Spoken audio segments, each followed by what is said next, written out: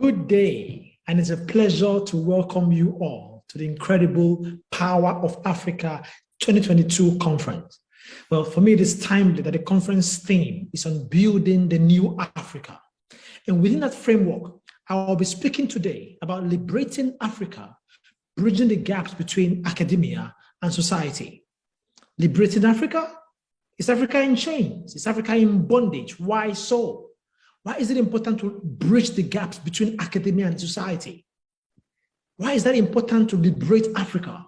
Now, while I was addressing a diverse group of about 300 proprietors, school owners, and head tutors of different African primary and secondary schools, I posed the following question. I said, how many of you have some sort of a partnership or relationship with a university within your location? Now, remember, I was speaking to owners and head tutors of primary and secondary schools.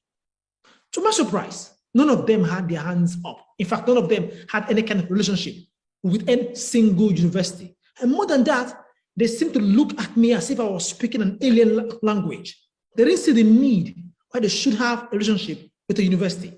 Now, after I've liaised with over 200 vice chancellors of different African universities in the last 4 or 5 years, it has become very obvious that one of the biggest challenges they face is the huge gaps between academia and society, or academia and industry. So basically, secondary schools train students to resume higher education in universities, but they don't engage or speak with universities.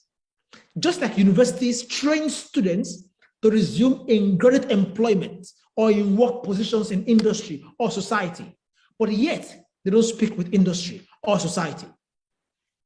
It almost feels like a disjointed educational supply chain on many levels. Why should it be the case? Now, in my job, I travel across different African countries as an African education and business strategist. I've visited over 40 African universities in the last 2-3 years alone. As I travel about, I noticed something quite unique, quite grand. It is actually the monstrous sizes and heights of the entrance gate of African universities. While one might think that logically, maybe that's for safety and security, I am inclined to believe that there is a lot more than meets the eye. I believe there is some kind of a physical representation of a systemic crisis that emphasizes that visible divide between universities and industry. There's almost a silent premise that the bigger the gates, the more prestigious or reputable that university is. And in some cases, I've known of universities who would tear down an already large gate just to build an even larger one. Why is that large gate there? It's an expression of the disconnect between town, society, and gown, academia. And it has far-reaching consequences and stands out as one of the major factors resulting in the less impactful dimensions of research in societies. It also increases unemployment in many African graduates. I had noticed the time town and gown, and it's not gown and town. I used to wonder, why is that the case? Maybe it's an attempt here to show that town comes first. So you consider town, and then you fashion the gown, academia, your teaching, your learning, to respond to the need of the town. However, do African universities respond to the needs of societies? This is a big question, I think. And it will be difficult, if not that almost impossible, unless there is actual engagement. Those gaps must be bridged. But then, it's not as if African universities don't actually engage with industry, as I found out. They actually do. But it's not holistic, and there is no clear beneficial nature to those engagements. Also, the question is, do vice chancellors or leaders of these institutions understand why it is important to engage with industry? That's the big question. Generally, this high gate I was talking about do two things. It prevents folks from going out, as well as prevent folks from coming in. So basically, and people exist in bubbles. The triple helix model of innovation suggests that for true social and economic transformations and development to occur in societies, there has to be interactions between academia, industry, government, and societies. These interactions for me can't be left to chance because maybe because you're thinking it will happen organically. I don't think so, because we've been waiting for it to happen for a long time in Africa. For me, I believe these gaps being bridged needs to be orchestrated to happen. There needs to be a push and intentionality. Now, talking about bubbles and enclosed spaces where these segments exist, my feeling is that academia will say, well, we have knowledge, so come to us. Industry says, well, we have money, so come to us. And then the government says, well, we have power, well, come to us. But the trouble is, as long as nobody goes to the other, well, nothing happens in societies. Everybody exists in their own bubbles. But the question is, why don't African academics and universities collaborate with industry? Is it because they operate in different worlds with little or no mutual interest? Or is it because industry players don't really care or they don't want any link or engagement with universities in the first place? There is a reason why. It's because there hasn't been a basis of mutuality. But more than that, there hasn't been intentional dimensions or strategies to make those engagements to happen. I'll give a simple example.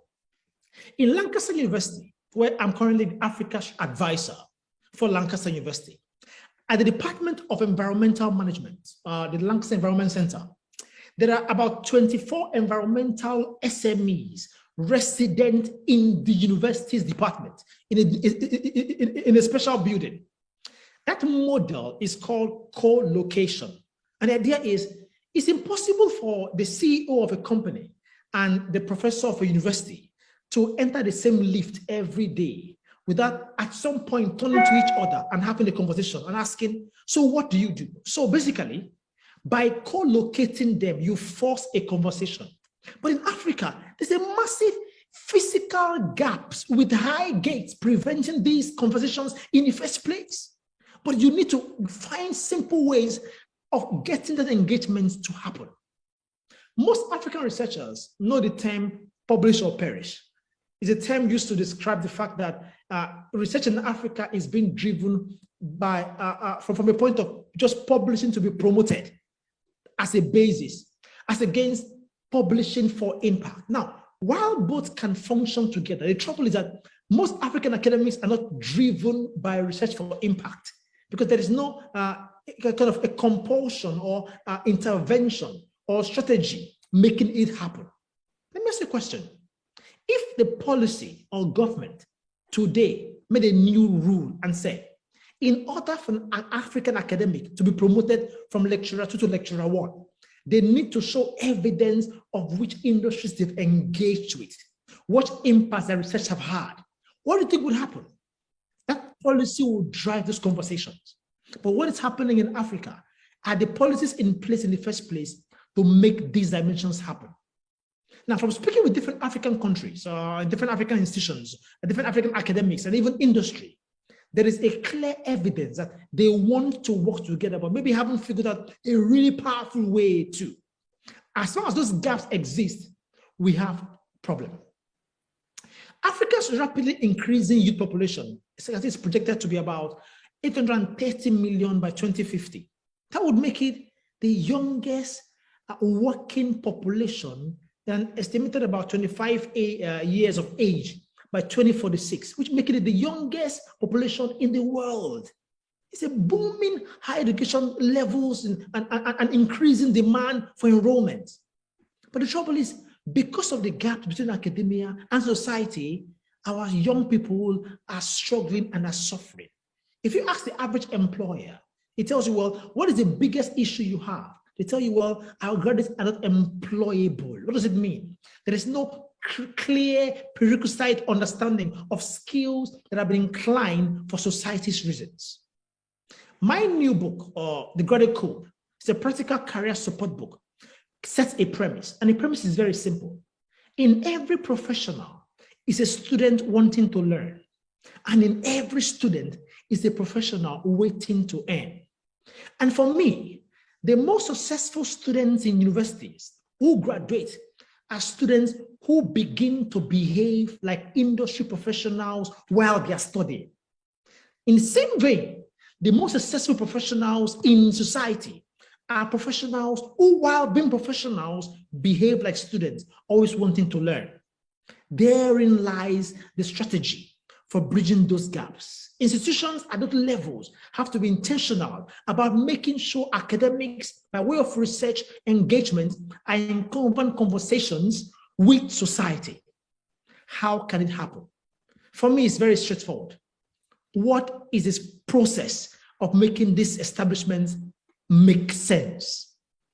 Global models show that African universities can be the fulcrum and foundation for co-designing and supporting research-driven solutions for society.